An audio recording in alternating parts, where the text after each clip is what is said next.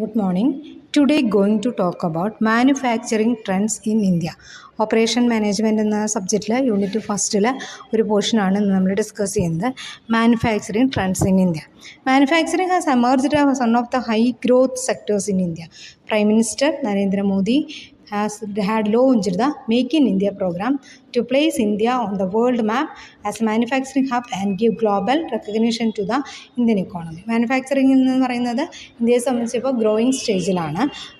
Narendra Modi launch ചെയ്തിട്ടുള്ള make in India എന്ന് പറയുന്ന ഒരു പ്രൊജക്റ്റിൽ നമ്മുടെ പ്രൊഡക്റ്റ് ആണെങ്കിലും കൺട്രി ആണെങ്കിലും ഗ്ലോബൽ മാർക്കറ്റിൽ പ്രത്യേക ശ്രദ്ധ ആകർഷിച്ച് തുടങ്ങിയിട്ടുണ്ട്. അപ്പോൾ അതിൽ മെയിനായിട്ട് വരുന്ന ട്രെൻഡുകൾ, നമ്മുടെ ഇപ്പോൾ ഉള്ള മാനുഫാക്ചറിങ് ട്രെൻഡുകൾ എന്തൊക്കെയാണെന്നുള്ളതാണ് ഈ ഓഡിയോയിൽ നമ്മൾ ഡിസ്കസ് ചെയ്യുന്നത്. First one, IoT is the big thing. അതായത് ഇൻ്റർനെറ്റ് ഓഫ് തിങ്സ്, അതാണ് IoT എന്ന് പറയുന്നത്. നമ്മൾ എല്ലാ കാര്യങ്ങളും ഇൻ്റർനെറ്റും യൂസ് ചെയ്തിട്ടാണ് നമ്മൾ ചെയ്യുന്നത്. ആർട്ടിഫിഷ്യൽ ഇൻ്റലിജൻസ് ഒക്കെ ഉപയോഗിച്ചിട്ട് നമ്മൾ ചെയ്തു തുടങ്ങിയിട്ടുണ്ട്. IoT and predictive analytic are having major impact of manufacturing, offering exciting new opportunities for connecting operations and transforming business process.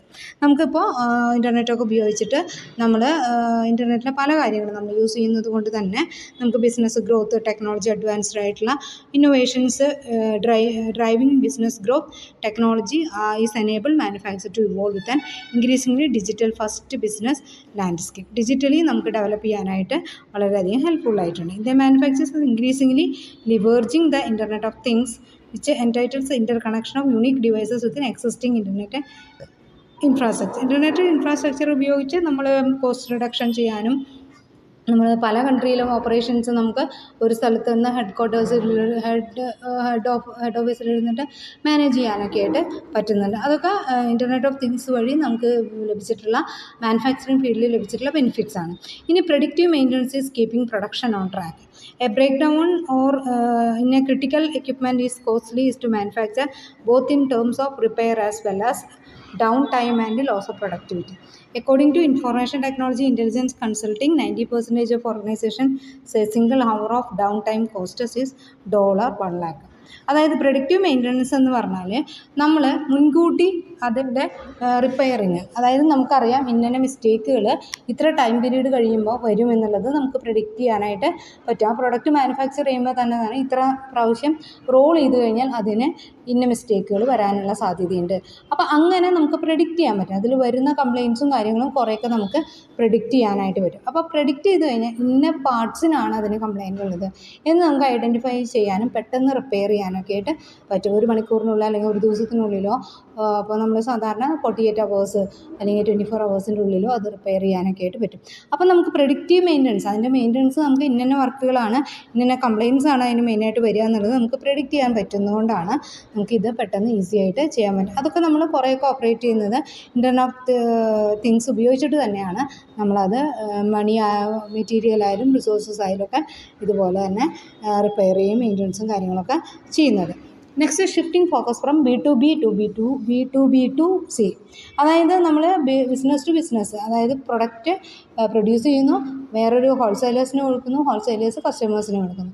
ഇപ്പോൾ നമ്മൾ നേരിട്ട് നമ്മൾ എന്ത് ചെയ്യാണ്, പ്രൊഡക്റ്റ് പ്രൊഡ്യൂസ് ചെയ്യുന്നു ഒരു ഏജൻസിക്ക്, അതായത് നമ്മൾ പ്രൊഡക്റ്റ് നമ്മൾ ഒരു ഏജൻസിക്ക് കൊടുക്കുന്നു, ആ ഏജൻസി വഴി നമ്മൾ കസ്റ്റമേഴ്സിൻ്റെ കയ്യിൽ എത്തിക്കുന്നു. അപ്പോൾ നമ്മൾ ഫ്ലിപ്കാർട്ട്, ആമസോൺ എന്ന് പറയുന്നത് പല കമ്പനിയുടെ പ്രൊഡക്റ്റുകളും അതിലൂടെ നമ്മൾ സെയിൽ ചെയ്യുന്നുണ്ട്. അതാണ് B2B to C എന്ന് പറയുന്നത്. അപ്പോൾ അതുകൊണ്ടുള്ള ബെനിഫിറ്റാണ് ഇതിൽ പറയുന്നത്. ഇൻക്രീസ്ഡ് പ്രോഫിറ്റ് ഇൻക്രീസ് ചെയ്യാൻ പറ്റും, fast time to market, brand control ചെയ്യാൻ, പ്രൈസ് കൺട്രോൾ ചെയ്യാൻ, ബെറ്റർ കസ്റ്റമർ ഡാറ്റ കീപ്പ് ചെയ്യാനൊക്കെ ആയിട്ട് പറ്റുന്നു. അതായത് നമുക്ക് ഈസി ആയിട്ട് കസ്റ്റമേഴ്സിൻ്റെ കയ്യിലേക്ക് തന്നെ എത്തിക്കാനായിട്ട് പറ്റുന്നു. നെക്സ്റ്റ് വരുന്നത് leveraging supply of competitive advantages. Competitive means delivering more value to your customers than your competitors. അതായത് നമ്മുടെ കസ്റ്റമേഴ്സിനെ നമ്മൾ കോമ്പറ്റീറ്റർ കൊടുക്കുന്നതിനേക്കാൾ ബെനിഫിറ്റ് ആയിട്ടുള്ള ഒരു എന്തെങ്കിലും ബെനിഫിറ്റ് നമ്മൾ പ്രൊവൈഡ് ചെയ്യുകയാണ് മെയിനായിട്ട് സപ്ലൈ ഓഫ് കോമ്പറ്റേറ്റീവ് അഡ്വാൻറ്റേജ് എന്ന് പറയും. നമ്മുടെ പ്രൊഡക്റ്റിന് ഒരു സ്പെഷ്യൽ ഫീച്ചർ, എന്തെങ്കിലും അഡീഷണൽ ആയിട്ടുള്ള സ്പെഷ്യൽ ഫീച്ചേഴ്സ് നമ്മൾ ഇൻക്ലൂഡ് ചെയ്യുന്നു. Savvy manufacturers will continue to distance themselves from price wars by leveraging new technology that signify supply chain management.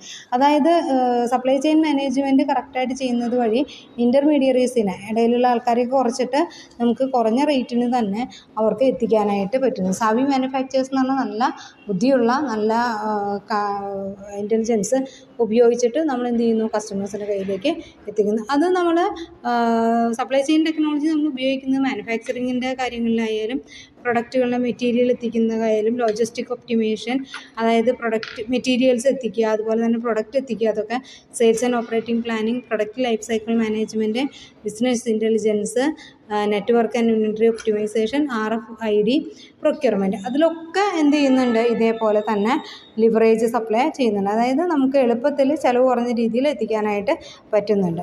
ഇനി ERP systems are continuing to streamline process. ERP എന്ന് പറഞ്ഞാൽ enterprise resource planning ആണ്. നമ്മൾ planning ഒക്കെ system use ചെയ്തിട്ട് small to medium size manufacturing companies increasingly recognising than enterprise resource planning. അവരുടെ സ്ഥാപനത്തിൻ്റെ എല്ലാ കാര്യങ്ങളും സിസ്റ്റം ഉപയോഗിച്ച് നമ്മൾ അത് പ്ലാൻ ചെയ്യുക, കാര്യങ്ങളൊക്കെ ചെയ്യുന്നതാണ്.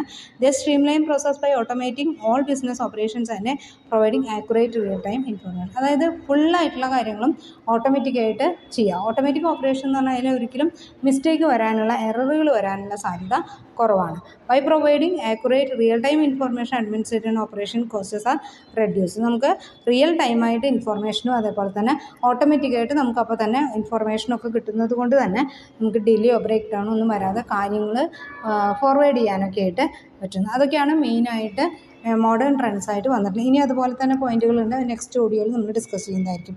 Okay, thank you.